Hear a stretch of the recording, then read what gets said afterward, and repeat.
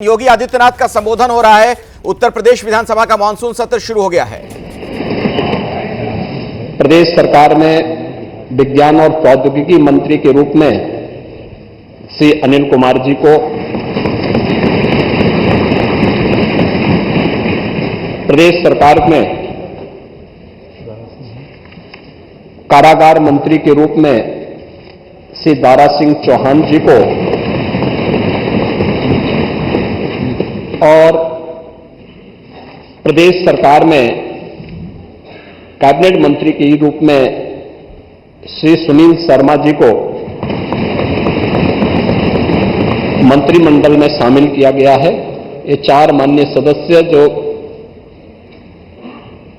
इस माननीय सदन के सदस्य थे या उच्च सदन के सदस्य थे, उन्हें मंत्रिमंडल के रूप में शामिल करके उनका परिचय मैंने इस माननीय सदन के सम्मुख कराया है। धन्यवाद। नतीखा प्रश्न संख्या 1 डॉक्टर रागिनी। माननीय नेता प्रतिपक्ष को, क्योंकि एक मिनट, एक सेकंड मैं आधे से भी आधा लूंगा।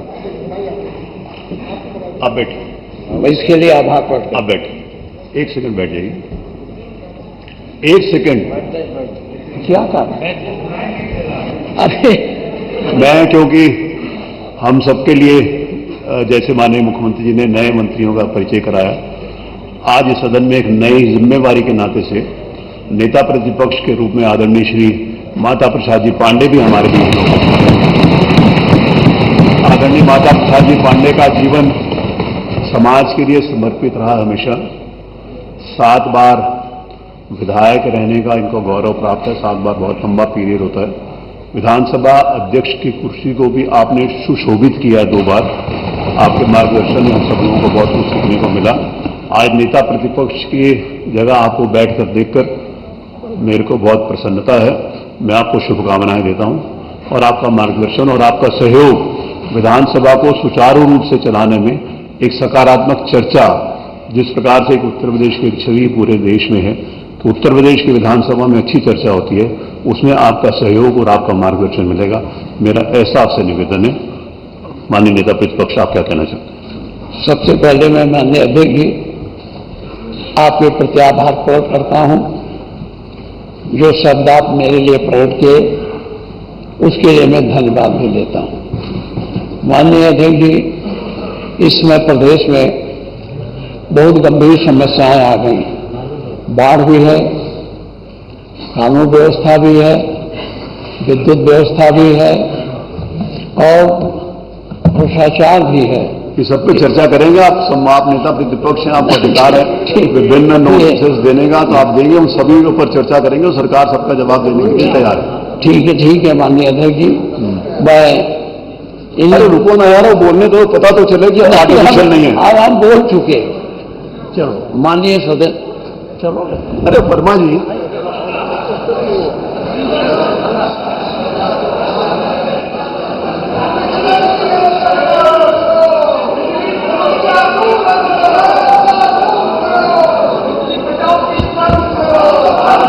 अब आप क्या चाहते हो? नहीं, इससे तो दूर नहीं होंगे। आपका विषय क्या है? विषय यह है कि आज नेता प्रतिपक्ष ने बिजली के ऊपर नियम 56 में सूचना दी है। उसको मैंने स्वीकार किया है। जो सूचना आपने दी है उसको मैंने स्वीकार किया, तो उसके ऊपर चर्चा होगी नियम 56 पर। तो आप क्यों ये करना चाहते हैं? चलिए, आपका मैसेज हो गया। मेरा आपसे निवेदन है, नहीं, आप प्रश्नकाल में रुचि ले रहे हैं तो आप चलो। अगर आपके प्रश्नकाल में रुचि नहीं है श्रीमान अतुल प्रधान, तो आप यहां खड़े हो सकते हो। मैं अभी करते हैं, दूर बैठो, चलो अपनी जगह में आप बैठो, करते हैं दूर।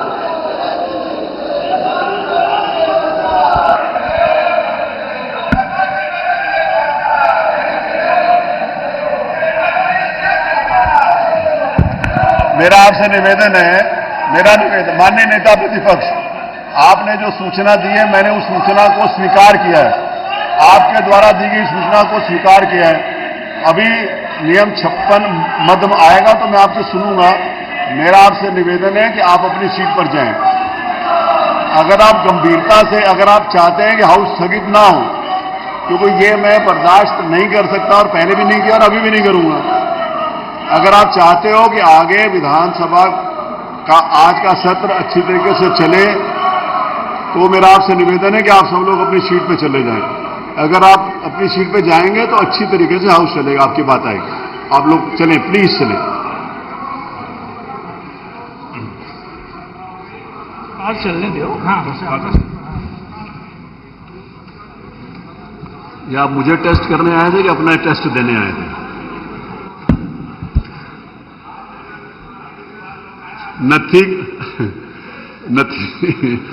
नथी खा, प्रश्न संख्या 1, डॉक्टर आग्नि। मैं आपका आभार व्यक्त करना चाहूंगी कि आपने मुझे प्रश्न पूछने का अवसर दिया। मेरा प्रश्न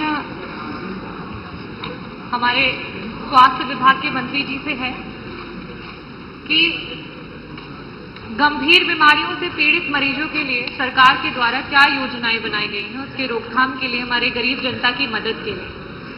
अध्यक्ष जी, बड़ा ही निराशापूर्ण जवाब आया है।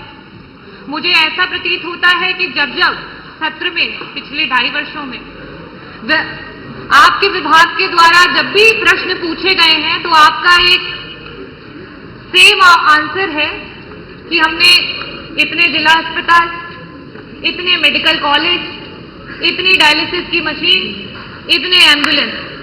अध्यक्ष जी, मेरा बड़ा ही स्पष्ट सा सवाल था, और अगर आपने ये बताया है कि आपके इतने जिला अस्पताल, इतने मेडिकल कॉलेजेस हैं, तो मैं इस सदन के माध्यम से जौनपुर से जो हमारा मेडिकल कॉलेज है उसकी कुछ पिक्चर है वो आपको दिखाना चाहूंगी कि जहां पे काला पानी तैर रहा है, जो बिल्डिंग्स हैं वो बनने से पहले खंडहर हो चुकी है, ये स्थिति है। और आप इसे गिना करके जवाब देना चाहते हैं कि आप अपने विभाग में क्या कार्य कर रहे हैं। मैं ये टेबल कर दूंगी अध्यक्ष जी, ताकि ये मंत्री जी के पास जो असली पिक्चर्स है वो पहुंचे और उन्हें पता चले कि जो बार बार आप ये कहते हैं कि हमने मेडिकल कॉलेजेस बना दिए, जिला अस्पताल बना दिए, उन जिला अस्पतालों और मेडिकल कॉलेजेस की क्या स्थिति है। कुछ दिन पहले वहां के बच्चे धरना दे रहे थे, जिन्हें हम देश का भविष्य और आगे। तो उत्तर प्रदेश विधानसभा की कार्यवाही शुरू हो चुकी है। जब सदन की कार्यवाही शुरू हुई थी तब हल्ला हंगामा हो रहा था। अब अलग अलग जो विधायक हैं अपनी बात वहां पर रख रहे हैं, अपने इलाके की समस्याओं का जिक्र कर रहे हैं। आज जब सदन की शुरुआत हुई उससे पहले मुख्यमंत्री ने क्या कहा, योगी आदित्यनाथ ने, वो आपको सुनवाते हैं। सदन की कार्रवाई रूप से चल सके, सेंट्रल में तीसरे टेन्योर के बाद भी अगर मेडिकल कॉलेजेस की ये स्थिति है, definitely a shame for this सदन की सरकार। कार्रवाई सुचारू रूप से चल सके, विधायी कार्य सकुशल संपन्न हो सके, इसके लिए माननीय सदन से जो भी माननीय सदस्यगण हैं उन सब से मैं अपील करूंगा कि वे सभी अपना सकारात्मक योगदान मानसून सत्र के सुचारू संपन्न करने में अपना योगदान देंगे। इसके लिए आज से प्रारंभ हो रहे मानसून सत्र में मेरी सभी माननीय सदस्यों से अपील होगी। तो देश की सबसे तेज उभरती हुई अर्थव्यवस्था है उत्तर प्रदेश, इसका भी जिक्र अपने संबोधन में योगी आदित्यनाथ ने किया। ये यूपी विधानसभा से जो कार्यवाही इस वक्त चल रही है, सीधा प्रसारण आप देख रहे हैं। हालांकि सत्र हंगामेदार रहा। शुरुआत जैसी ही हुई वहां पर विपक्ष के कुछ जो नेता हैं वो पोस्टर वगैरह लेकर वेल में पहुंच गए थे। समाजवादी पार्टी के विधायक हल्ला हंगामा कर रहे थे। तो सदन की कार्रवाई से जुड़ी खबर तो आपको हम दिखाते ही रहेंगे, लेकिन बीजेपी के अंदर जो खींचतान की खबरें पिछले कुछ दिनों से आ रही थी, क्या वो चीजें ठीक हो गई हैं या यथास्थिति है, अभी भी तनातनी है? हमारे सहयोगी अभिषेक उपाध्याय ने केशव मौर्य से थोड़ी देर पहले बातचीत की थी। क्या कुछ वो कह रहे थे, आपको सुनवाते हैं। केशव मौर्य, केशव जी क्या है? यूपी में सब ठीक अभी भारत माता की जय है। यूपी में अच्छा है? हाँ, यूपी में सब अच्छा है। सरकार में सब ठीक चल रहा है? सब ठीक चल रहा है।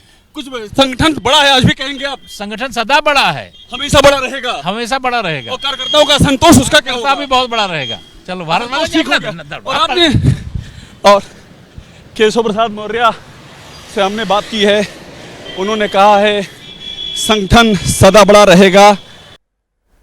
यही बात पहले भी उन्होंने कही थी, संगठन सबसे बड़ा। तब सवाल ये पूछे गए थे आखिर इस वक्त ये कहने का क्या मतलब है, वो खुद भी सरकार में है।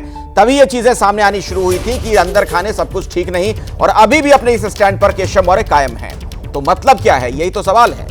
एक ब्रेक, देखते रहिए एबीपी न्यूज।